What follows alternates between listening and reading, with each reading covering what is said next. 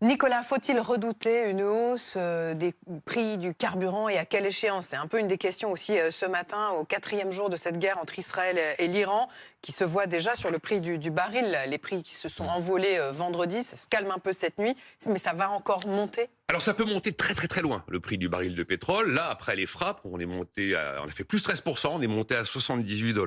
Ce qui provoquerait, ou ce qui provoque une hausse des prix du baril, c'est pas une peur de la pénurie. Aujourd'hui, l'offre dépasse la demande. Et puis l'Iran, ça pèse, mais ça n'est que le 9e producteur mondial. Il sort qu'à presque 4 millions de barils jour. Ils en consomment 2 millions, ils en exportent 2 millions. Ça fait que 2% de la production et de la consommation quotidienne. C'est pas ça qui fera exploser les cours du brut. Et puis on a quand même eu des gros coups déjà précédemment dans les relations au Moyen-Orient. Il y a eu le 7 octobre 2023, évidemment. Il y a eu l'attaque iranienne sur Israël un an plus tard.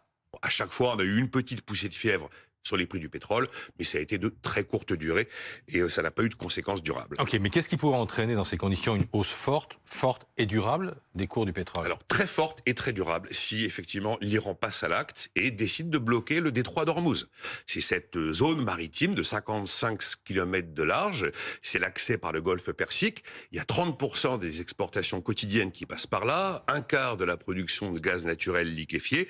Ah, il est clair qu'un blocage du détroit d'Ormuz, c'est un énorme problème d'approvisionnement avec des conséquences mondiales immédiates. Après, imaginez qu'Israël continue et aille jusqu'à détruire les capacités de production iranienne, ça ferait monter les prix, parce que l'Iran est le 9e producteur, mais c'est la 3e réserve de brut au monde.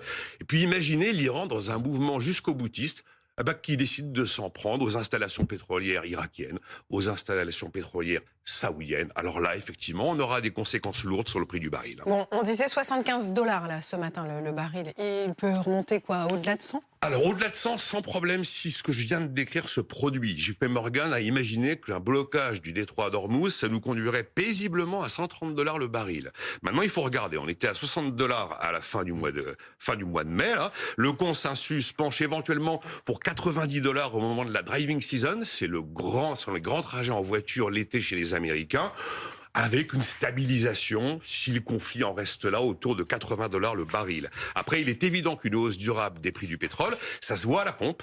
Durablement, quand vous avez 1 $ sur le baril, vous avez 1 centime à la pompe de hausse. Mais ça se voit aussi dans l'économie mondiale. Si vous avez 10 $ de hausse du baril, eh bien l'OCDE considère que ça ampute de 0,1 à 0,3 points la croissance économique mondiale, parce qu'un pétrole plus cher, ça fait de l'inflation. Et quand il y a de l'inflation, eh bien les taux longs repartent à la hausse.